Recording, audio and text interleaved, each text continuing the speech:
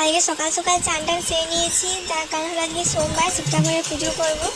আর এই যে দেখতে পাচ্ছ কতগুলো দাদু এসছে, ওরা আশ্রম থেকে এসছে চাল ডাল নিতে। তো মা ওদের বললো যে দেওয়া চলবে না, ওই জন্য আমাকে বললো যে তুই দিয়ে দে। ওই জন্য আমি দিলাম, টাকা দিলাম।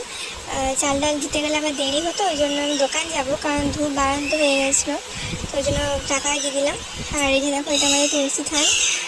তো ওখানে আর পাশে একটা কুয়ো আছে, ওখান থেকে জলটা তুলি।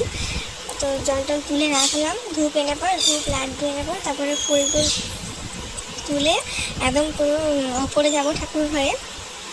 তো অনেকদিন অপারেশন হওয়ার পর থেকে মানে প্রায় 1-1.5 মাসের মতো পুজো টুজো করা হয়নি।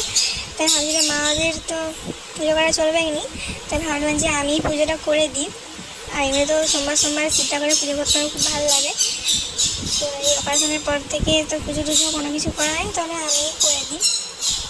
এই দেখো, ওখানে কম ফুল ছিল, ওই জন্য কাকিমাদের কাছে এলাম, আমাদের পাশেই পাড়াতে। ওখানে ফুল নিতে এলাম, বেশি ফুল থাকেনি, বললো সকাল সকাল আসিনি, আমি কিছু তুলে নিয়ে চলে গেছে। এটা তারপর আরেকটু এসে আবার আরেকটা কাকিমা ছিল, ওদের বাড়ি থেকে একটু ফুলগুলো তুলছিলাম।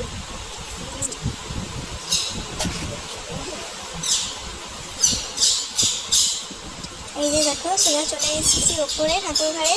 এই চন্দন বেটে সব রেডি করে নিয়েছি। এবার শিব ঠাকুরের পুজো করবো, বেশ ভালো লাগছে, অনেকদিন পর পুজো করছি।